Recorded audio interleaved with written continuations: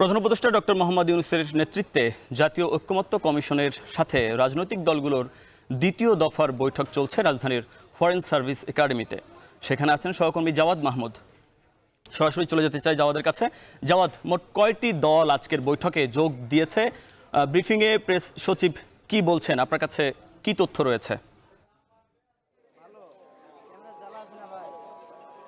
মুন্নাফ, ধন্যবাদ আপনাকে। আপনি যেটি বলছিলেন যে জাতীয় ঐকমত্য কমিশনের বৈঠকটি আর এই যে বেইলি রোডের ফরেন সার্ভিস একাডেমিতে, সেটি ৩:৪৭ নাগাদ মূলত আনুষ্ঠানিকভাবে শুরু হয়েছে এবং শুরু হওয়ার পরে কিছুক্ষণ আগেই মাত্রই মিনিট খানেক আগে প্রেস সচিব তিনি গণমাধ্যমে প্রতিক্রিয়া জানানোর জন্য এসেছিলেন।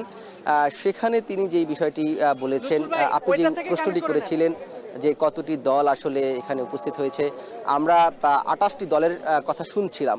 সেই বিষয়টি প্রেস সচিবকে জিজ্ঞাসা করা হয়েছিল। তিনি বলছেন যে ২৮টি দল আসলে উপস্থিত থাকার কথা ছিল, কিন্তু কতটি দল এসেছে সেটি তিনি এখনও অবগত নয় এবং বৈঠকটি ১ থেকে ১.৫ ঘন্টা নাগাদ চলবে বলে তিনি তা বলেছেন। এবং আরেকটি বিষয় যে বলেছেন, এই ঐকমত্য কমিশনের সাথে এটি কিন্তু দ্বিতীয় দফার যে বৈঠক শুরু হওয়ার কথা রয়েছে সেটির উদ্বোধনী অনুষ্ঠান এবং এই উদ্বোধনী অনুষ্ঠানের মধ্য দিয়ে আগামীকাল থেকে আবার ধারাবাহিকভাবে দ্বিতীয় দফার বৈঠক শুরু হবে।